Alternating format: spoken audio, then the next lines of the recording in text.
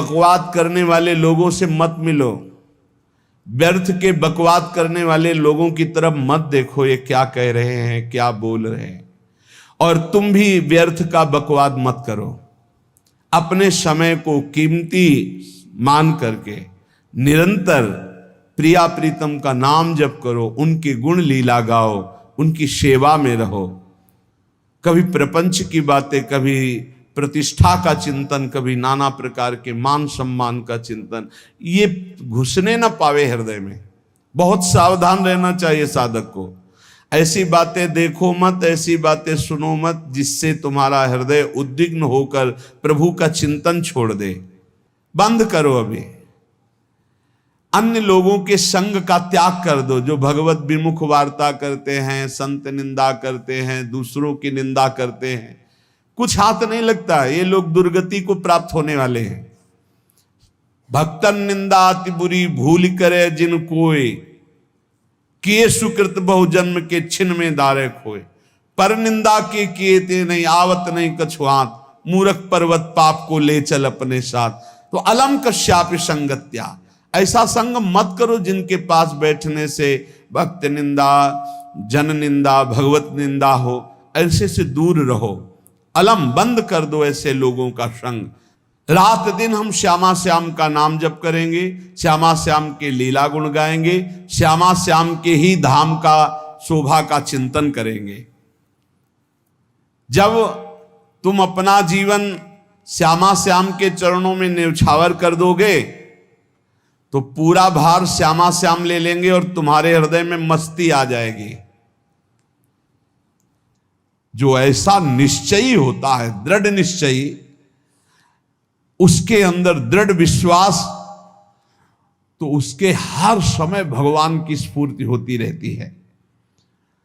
भारी प्रतिकूलता में भी भगवान का सानिध्य अनुभव होता है। वो अनुकूलता में तो भगवान के दुलार को देखता है, लेकिन प्रतिकूलता में भगवान की विशेष कृपा को देखता है। ये संयोग, ये वियोग, संसार की ये द्वंद्वमयी वृत्तियां भक्तों के हृदय में नहीं चुभती।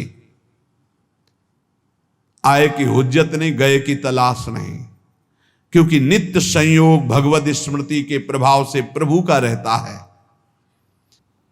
शोक, विषाद बहुत ध्यान देने योग्य विषय है।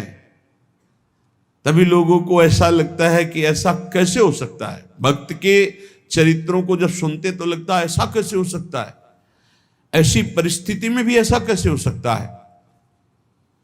क्योंकि तुम मानसिक बुद्धि से युक्त हो और वो भागवतिक स्थिति से युक्त है, इसलिए तुम उसको पार पा ही नहीं सकते। जब तुम अपना जीवन श्यामा श्याम के चरणों में समर्पित कर देते हो हृदय से, फिर उनकी कृपा से सब विघ्न दूर हो जाते, एक अपार मस्ती रहती है।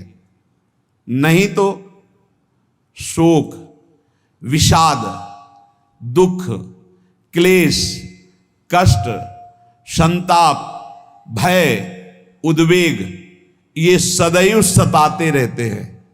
इसी से डिप्रेशन होता है।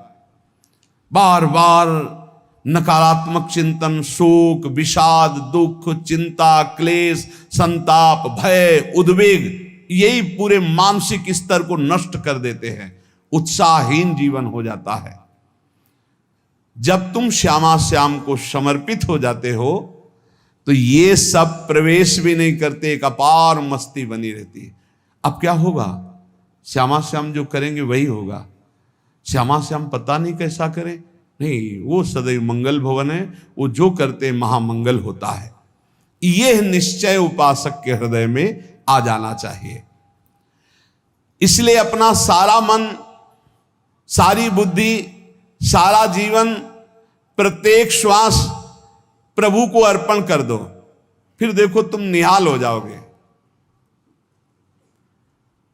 दुख, शोक, विषाद, क्लेश, कष्ट, संताप, भय, उद्वेग, ये उसी को व्यापते हैं जिसने अपने जीवन को प्रभु के चरणों में अर्पित नहीं किया। इसलिए तुम अपना सारा मन, सारी बुद्धि, सारा जीवन, प्रत्येक श्वास केवल प्रभु को अर्पित कर दो, फिर देख लेना श्वास कैसे अर्पित की जाती, राधा राधा राधा।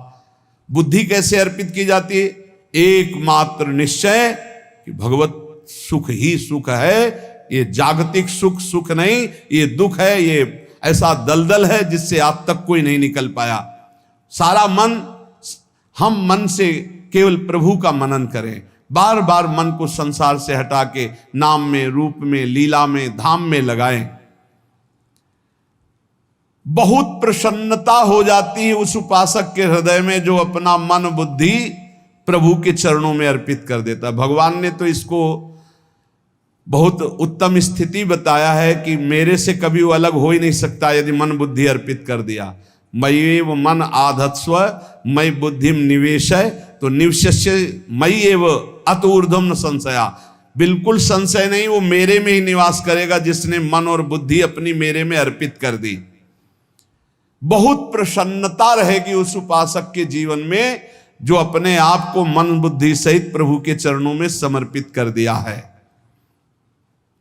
भगवान का आश्रय लेने वाले की पहचान है हर परिस्थिति में प्रसन्न रहना।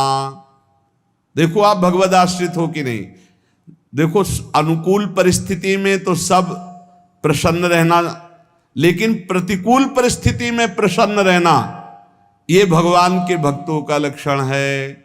हर परिस्थिति में प्रसन्न रहना ये भगवान के भक्तों का लक्षण है। आनंदगन भगवान का आश्रय मिलते ही आनंद छा जाता है हृदय में। उनके पास आनंद का अभाव होता ही नहीं है।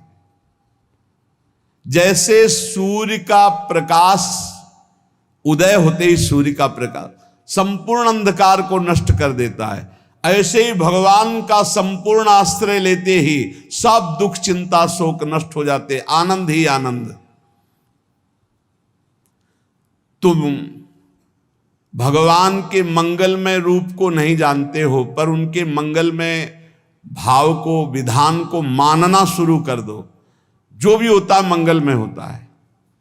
हमने जीवन में देखा है, अगर इधर कोई बहुत बड़ा सुख दिया तो देर नहीं लगेगी, 24 घंटे नहीं व्यतीत होंगे और ऐसे दुख दे देंगे, जिससे दोनों का समान भाव रख करके ना दुख में तुम भूलो प्रभु को, ना सुख में फूलो, सीधे भगवत मार्ग में चल। पूरे जीवन की बात देखा है, भगवान के मंगल विधान में सदा सर्वदा सुख ही सुख है, इस बात को मान के प्रसन्न हो जाओ।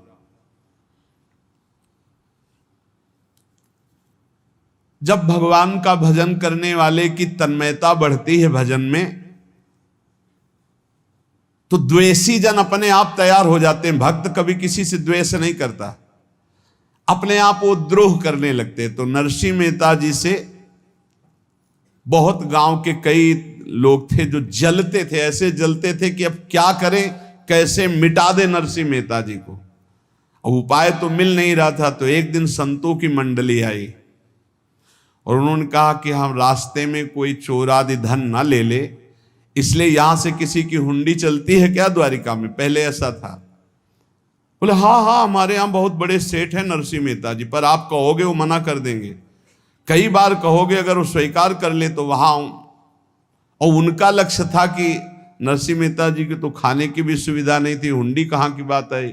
उनका था कि जब वो ना कहेंगे तो संतजन नाराज हो जाएंगे, अगर हाँ कह दिया तो वहां हुंडी चुकेगी नहीं, तो संतजन अपने आप इनको शाप दे देंगे, अपराध बन जाएगा, ये नष्ट हो जाएंगे। संतों को भेजा नरसिंह मेहता जी ने, सबकी दंडवत की, चरण पखाड़े। तो उनका ये इतना रुपया है, द्वारिका में साधु सेवा हम करेंगे, वहां तुम्हारी हुंडी चलती है, तो आप अरे उनका आप कहाँ भूल रहे हो, यहाँ खाने की भी व्यवस्था। बोले हमें सब पहले से बता दिया गया कि आप मना करोगे, बार बार मना मत करो, हमें पता है। तो उन्होंने ठाकुर जी की तरफ देखा, बोले क्या लीला है प्रभु, संतों से हम क्या कहें, ये ले रुपए। उस समय स्वर्ण की मोहरें चलती थी, बेच के बाजार से खूब उन संतों को पवाया, उन्हीं संतों की सेवा की। और उनका अपने सेठ का नाम तो बताओ जहां हमें जाके हुंडी मिलेगी। सेठ सावल सा सेठ। संत जन गए वहां, पूछा कि नरसिंह मेहता जी का जिन सेठ से परिचय, उनका नाम सावल सा सेठ, उनकी गद्दी कहाँ है? तो जो कुछ भक्त थे वो द्वारिकाधीश की तरफ संकेत करते कि वही हैं। बोले नहीं नहीं, वो सेठ है, उनकी गद्दी चलती थी। पूरी बाजार में कहीं कोई। अब संत जन एकांत में होकर के बहुत विचलित हुए, क्या हमारे साथ धोखा हुआ? नरसिंह मेहता जैसा संत क्या धोखेबाज हो सकता है? देखो, संशय तो बहुत विचित्र होता है। बड़े बड़ों को संशय हो जाता है। जब भगवती सती जी को संशय हो गया, राम जी को, हे खग हे मृग हे मधुकर श्रेणी, ऐसा पूछते हुए कि सच्चिदानंद कैसे हो सकते, तो किसी को हो सकता है, क्योंकि वो बुद्धि की अधिष्ठात्री देवी है। जो ही उनके मन में ऐसा आया कि क्या हमारे साथ धोखा हो रहा है, इतने में ही देखा जय हो सावल सा सेठ की। वो कहा सावल सा सेठ? तो देखा बढ़िया मुनीम जी उनके साथ, सेठ बस्ता लिए हुए मुनीम जी, सरकार इधर से चलो। तो उनका सावल सा सेठ आपका नाम है? संतों ने कहा। बोले हाँ। बोले नरसिंह जी? हाँ। बोले आपकी हुंडी आ गई है। हुंडी एक कागज में लिखा कि ये हमारे सेठ जी को दे देना। वैसे लोग मुझे माखन चोर कहते, कोई कुछ कहता, लेकिन आपने सेठ बना दिया। जब आपने सेठ बना ही दिया तो आप कभी परवाह मत करना तुम। और ये सेवक आपकी सेवा में सदैव तत्पर है। भगवान ने ऐसा लिखा। जो भगवद आश्रित है, एक बार ये चलता रहता है, जो संत जन होते हैं उनके विरोधी अपने आप बन जाते हैं। किसी से कोई मतलब नहीं, अपने आप विरोधी बन जाते हैं। कबीरदास जी का पूरी काशी में यश था। भजन करने वाले महापुरुषों का यश बढ़ता है जब, तो जो भजनहीन होते हैं उनके हृदय में जलन पैदा हो जाती है और वो उनको विविध प्रकार से फंसाना चाहते हैं, उनको कष्ट देना चाहते हैं। तो कबीरदास जी के यश को धूमिल करने के लिए कुछ ब्राह्मणों ने एक रचना रची। मुड़ मुड़ा के कबीरदास जी के शिष्य बन करके पूरी काशी के सब आश्रमों में निमंत्रण दे आए। कल भंडारा है, संत सेवा है, सबने स्वीकार किया। कबीरदास जी अपनी दिनचर्या करके निकले तो संत मंडली आने लगी। बोले कै बजे सेवा है? साधु सेवा। बोले कौन सी साधु सेवा? बोले कल आपके शिष्यजन निमंत्रण दे के आए, पूरी काशी के सब संत आ रहे हैं। कबीरदास जी ने कहा यहाँ तो एक की भी व्यवस्था नहीं, पूरी काशी के संत आ रहे। अच्छा, समझ में आ रहा है, लीला बिहारी तुम लीला करना चाहते हो। गए अपना निकल गए गंगा किनारे, एक झाऊ के नीचे बैठकर अपना भजन ध्यान में मगन है। 11-12 बजे तो उन्होंने देखा कि संतों की मंडली, काशी तो बहुत। कबीरदास जी ने देखा कि आश्रम की, तो बोले पता नहीं क्या होगा, चलो चलते हैं। तो ऐसे गमछा वस्त्र करके ऐसे डालकर मुंह ढक करके, वहां बड़ी बड़ी पंगत लगी थी। कबीरदास जी सबको पाओ जी पाओ। कबीरदास जी के रूप में स्वयं भगवान, पाओ जी पाओ। कबीरदास जी ने कहा अच्छा, जब स्वामी परस रहे तो हम भी बैठ के पा ले। तो जब उसी पंगत में बैठ गए अपना कपड़ा ढक करके, और जब मोहरे की दक्षिणा दे रहे थे सब लोग कि वाह कबीरदास जी ने आज तो साधु से सबको। जब कबीरदास जी के सामने आए तो ऐसे मुंह ढके, बोले देखो जो मेरा होता है उसे मुंह छुपाना नहीं पड़ता, मुंह ढकला नहीं पड़ता। लो दक्षिणा, तुम भी दक्षिणा लो। कबीरदास जी को कबीरदास जी दक्षिणा दे रहे, वो कबीरदास जी है भगवान, और ये पाले वाले कबीरदास जी है भगवान के जन। कभी भगवान अपने, अरे जमाने जोर लगा ले, कितना जोर लगाएगा, भक्त और भगवान का झंडा कभी न झुकने पाएगा। बिल्कुल चिंता, शोक, भय, उद्वेग रहित जीवन भगवद आश्रित। तुम भगवान के मंगल विधान में सदा सर्वदा प्रसन्न रहो। अब ये विचार कर लो कि भगवान जो करेंगे तुम्हारा मंगल करेंगे। अब थोड़ा ऐसा बीच में लगता है कि अमंगल हो रहा है क्या, लेकिन पक्का समझो बहुत बड़ा मंगल उनका विधान होता है।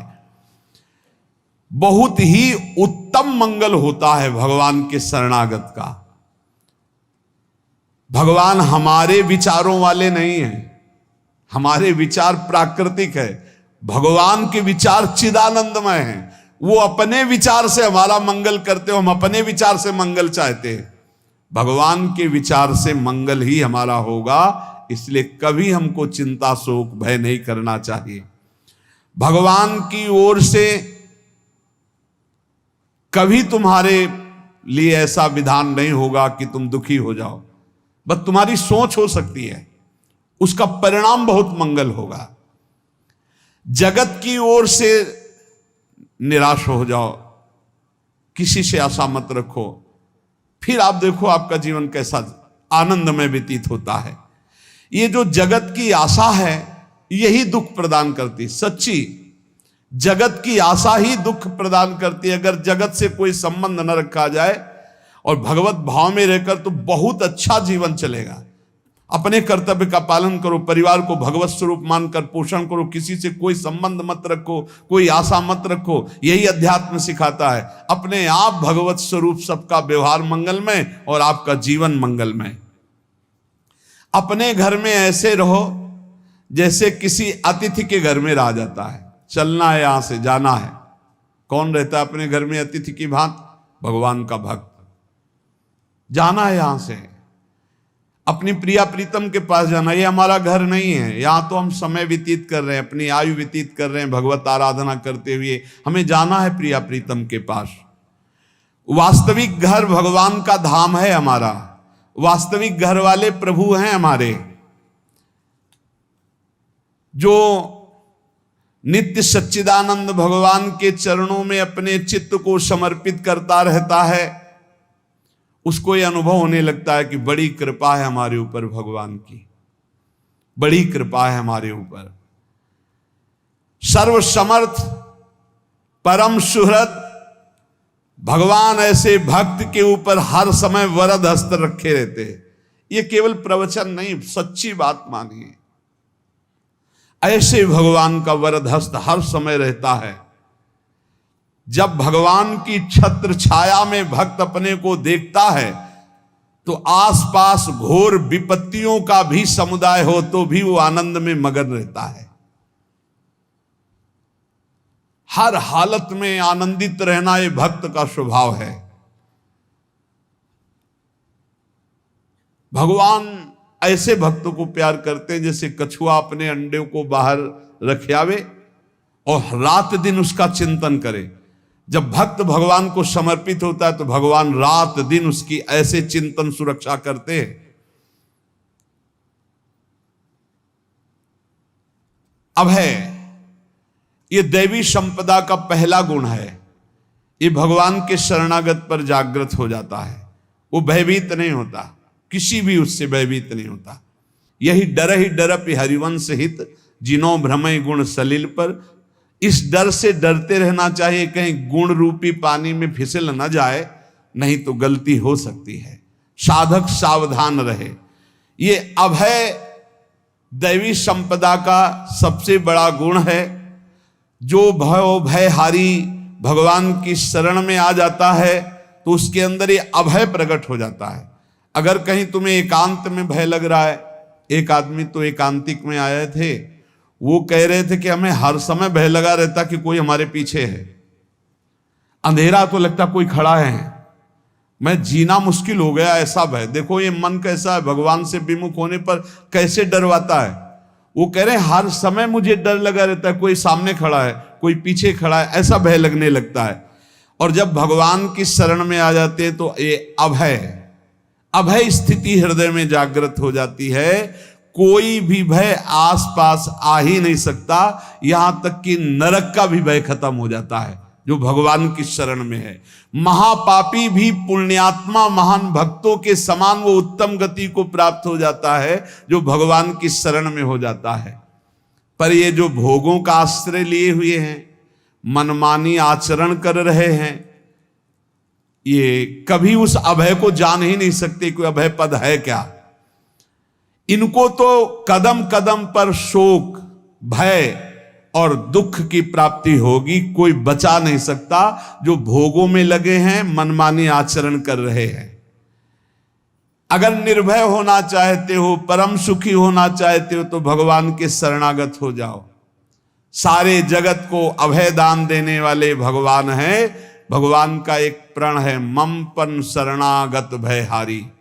जो मेरी शरण में आ गया उसके भय का मैं नाश कर देता हूं। साधना में अवस्था मन की मानी जाती है कि आप कितने अच्छे साधक हैं। यदि आपका मन भगवदाकार है, हर समय भगवत चिंतन चल रहा है, आपके स्वप्न भागवती का रहे हैं, आपके विचार भागवतिक हैं, तो आपकी अच्छी साधना हो रही है। और यदि आपके स्वप्न गंदे आ रहे हैं, क्योंकि स्वप्न में मन का ही सारा खेल होता है, और आपकी चिंतन वृत्ति वासनात्मक चल रही, तो अभी साधना का प्रभाव मन पे नहीं पड़ा है। जिसका मन हर समय भगवत चिंतन करता रहता है, वो जीते जी जीवन मुक्त हो जाता, अनुभव होता है। जैसे किसी ने कहा कि हमें कैसे पता चलेगा कि हमारा काम हो गया है। तो जैसे आप भोजन पा लेते हैं तो किसी दूसरे से गारंटी थोड़ी लेनी होती कि हम छक गए हैं क्या, आप जरा बताना हम छक गए हैं क्या। नहीं, अपने हृदय में आ जाता है कि अब मैं तृप्त हो गया। ऐसे ही अपने हृदय में आ जाता है कि मेरा काम हो गया, अब मेरा जन्म नहीं होगा। ये हृदय में आ जाता है, अपने आप अनुभव में आ जाता है। जब स्वरूप बोध होता है तो किसी और से सलाह थोड़ी लेनी होती है, वो अपने आप अनुभव में आ जाता है। हाँ, यदि गुरुदेव का वर्ण नहीं किया है तो फिर आपको किसी न किसी गुरु से प्रमाणित करवाना पड़ेगा। अगर गुरुदेव का वर्ण किया है तो वही मंत्र, वही नाम, वही गुरु शरणागति आपको अंदर से पुष्ट कर देगी कि आपका काम हो गया है। विषय चिंतन करता हुआ मन विषय आसक्ति को प्राप्त होता है। विषय आसक्ति को प्राप्त हुआ मन बार बार जन्म मरण और नरक को प्राप्त होता है। बस ये विषय चिंतन हटाना ही प्रमुख कर्तव्य साधना का है। बार बार मन को विषयों से हटा करके प्रभु के नाम में लगाओ, प्रभु के रूप में लगाओ, प्रभु की लीला में लगाओ। जहां भगवान प्रकट होते हैं वहां परमानंद की बाढ़ आती है। पर ये ध्यान रखें, गुलाब का फूल कांटों में खिलता है, उसकी सुगंध लेनी, फूल लेना है तो कांटों से बचाकर। ऐसे ही जब आप भगवत चिंतन के लिए चलेंगे तो आपका चिंतन चुराने के लिए माया विविध नाटक करेगी, कांटे फैलाएगी। कोई तुम्हारी निंदा करेगा, कोई अपमान करेगा, कोई उपहास करेगा, तुम्हारी अव्यवस्था हो सकती है, तुम्हारी परिस्थिति बहुत भयावह हो सकती है। इन परिस्थितियों में भी भगवत चिंतन का तार ना टूटने पावे तो आगे गुलाब का फूल है। जैसे कांटे से बचाकर गुलाब का फूल लेते हैं और भगवद अर्पित करके सौरभ का सुख लेते हैं, ऐसे ही भगवान के प्रेमानंद का अनुभव करने के लिए संसार के कांटों से बचना होगा। और खिलेगा यही फूल संसार में ही, मनुष्य देह में, और योनियों में नहीं। भगवत प्राप्ति स्वर्ग में नहीं होगी, इसी मृत्यु लोक में होगी। पहले मन नहीं लगता भगवत चिंतन में, भगवत चिंतन जबरदस्ती करना पड़ता है। भगवत चिंतन जे ही प्रारंभ करोगे ते ही बहुत बाढ़ आ जाएगी पाप चिंतन की। ध्यान दीजिए, बहुत लोग प्रश्न करते रहते हैं कि हम जब भजन में बैठते हैं तो बहुत गंदी बातें आती, मन बड़ा चंचल होता है, भाग जाता है। ऐसा प्रारंभ में जब कोई भगवत चिंतन प्रारंभ करता है तो उसका मन विषयों में भागता है, गंदी बातों में भागता है। अब लोग कहते पहले तो हमारा चिंतन बढ़िया होता था, अब चिंतन नहीं होता। तो कोई सिद्ध पुरुष थोड़ी हो गए, तुम्हें जबरदस्ती चिंतन करना होगा। जगत के प्राणी में जहां मन जाए तो इसमें भी भगवान, पदार्थ में मन जाए तो उसमें भी भगवान। जहां जहां मन जाए वहां वहां भगवान देखो, या मन को हटाकर नाम मंत्र में लगाओ। ऐसे भगवत स्मृति जागृत की जाती है, बार बार प्रयास करना होता है। कई लोग ये प्रश्न करते हैं कि हमसे बड़े पाप हो गए तो क्या हमें भगवान की प्राप्ति हो जाएगी? तो यहां कह रहे हैं भगवान किसी के पूर्व जीवन को नहीं देखते हैं, वर्तमान के भजन को देखते हैं। पकड़ो इस बात को। अगर वर्तमान में आज आप सुधर गए हो, नाम जप कर रहे हो, तो आप भक्त हो। ये गीता जी में भगवान ने कहा, अपिचेत सुदुराचारो भजते माम अनन्य भाग साधुरेव समंतव्या सम्यक व्यवसिता। ऐसा बहुत दुराचारी पहले रहा है, बाद में उसके मन में आ गया कि भगवान के सिवा हमारा कोई कल्याण करने वाला नहीं, हमारा कोई नहीं। तो भगवान कहते हैं मैं उसे साधु ही मानता हूं, उसे साधु बना देता हूं। भगवान किसी के पूर्व जीवन को नहीं देखते। बहुत बढ़िया बात है। कल तक हम क्या करते रहे भगवान नहीं देखते, आज क्या कर रहे हो ये देखते हैं। यदि आज आप भजन में लग गए हो, अच्छे आचरण कर रहे हो, तो आपको भगवत प्राप्ति हो जाएगी। भगवान ये नहीं देखते कि पूर्व में पुण्यात्मा रहा है कि पापात्मा रहा है। भगवान वर्तमान में देखते कि मेरा भजन कर रहा है, बस इसी से कल्याण कर देते हैं। पकड़ो इस बात को, तो कभी प्रश्न नहीं उठेगा कि क्या हमको भी भगवत प्राप्ति हो सकती है क्या। हमारा मन यदि श्री भगवान को चाहने लगे तो श्री भगवान हमारे मन में ही आकर बस जाएंगे। भगवान की रूप माधुरी में मन डूबने लगेगा। यथार्थ सत्य, जो भगवान से थोड़ा भी प्यार करने लगे हैं, उनके हृदय में भगवान की उनकी भावना के अनुसार झलक आने लगी है। हृदय में प्रभु के आते ही अनंत जन्मों के संस्कारों का नाश हो जाता है। इसलिए तुम अपने पहले वाले घृणित जीवन को याद भी मत करो और उसको सोचकर जरा निराश भी मत हो। अमावस्या में घोर अंधकार रहता है, पर प्रातः काल में अंधकार नष्ट हो जाता है। ऐसे ही नाम का उच्चारण करते ही तुम्हारे जितने पाप अंधकार हो सब नष्ट हो जाएंगे। तुम चाहो कि एक क्षण भी प्रभु को ना भूलो। अब वर्तमान में ऐसी स्थिति बनाओ। जो प्रभु को नहीं भूलने की चाह करता है कि मुझे ऐसी स्थिति प्राप्त हो कि मैं कभी प्रभु को ना भूलूं, तो सच्ची मानो और कोई बात भगवान सुने ना सुने, ये बात जल्दी सुन लेते हैं। भजन की मांग करो तो बहुत जल्दी भगवान पूर्ण करते हो। भजन जिसका चलने लगा तो फिर लोकांतर के सारी रिद्धियां सिद्धियां सुख वैभव तो उसके चरणों में लौटते हैं। जब हम प्रभु से प्रभु का स्मरण न मांगकर भोग मांगते हैं, तभी हमारा भजन रुक जाता है, भजन नहीं चल पाता। यदि हम प्रभु से केवल भजन मांगे तो विश्वास करो ब्याज में सब हो जाएगा। मूल भजन तो आपका बचेगा ही, ब्याज में लोकांतर के भोग आपके चरणों में लुटते घूमेंगे। आप भजन करके तो देखो। अरे घिघियाने की जरूरत नहीं, किसी से मांगने की जरूरत नहीं, भजन करके देखो, सब ठीक हो जाएगा, सब अपने आप बन जाएगा। हम बहुत बड़ी भूल कर देते हैं कि थोड़ा भजन करके प्रभु से कुछ सांसारिक वस्तुएं, स्थितियां, परिस्थितियां बदलने की मांग कर लेते हैं, जिससे भजन छूट जाता है। प्रभु की स्मृति इतनी महान है कि जिन्होंने बैर भाव से प्रभु का स्मरण किया उनको भगवान की प्राप्ति हो गई। जैसे कंस आदि भगवान से बैर ही तो रखते थे, लेकिन भगवान की स्मृति रहती थी। स्मृति ने उनको भगवत प्राप्ति करा दी। स्मृति में महान सुख है, पर वो जब भक्ति रस से युक्त स्मृति होती तब माधुर्य रस, प्रेम रस का अनुभव होता है। कल्याण तो वैर भाव से स्मरण करने वालों को भी प्राप्त हो गया। यदि आप भक्त हो और ये चाहते हो कि आपकी भागवती की स्थिति बहुत जोर की हो, तो हम आपसे प्रार्थना करते हैं कि रोज प्रभु से एक ही बात मांगिए, मुझे अखंड स्मृति दीजिए। अर्जुन जी को पूरी गीता जी सुनने के बाद यही मिला, नष्टो मोहा स्मृति लब्ध्वा। स्मृति, प्रभु आप हम पे ऐसी कृपा कर दो कि हमारे हृदय में किसी और व्यक्ति, वस्तु, स्थान की स्मृति न रह जाए, केवल आपकी स्मृति रह जाए। ये चाह भगवान बहुत जल्दी पूर्ण कर देते हैं यदि उपासक हृदय से ये बात मांगे।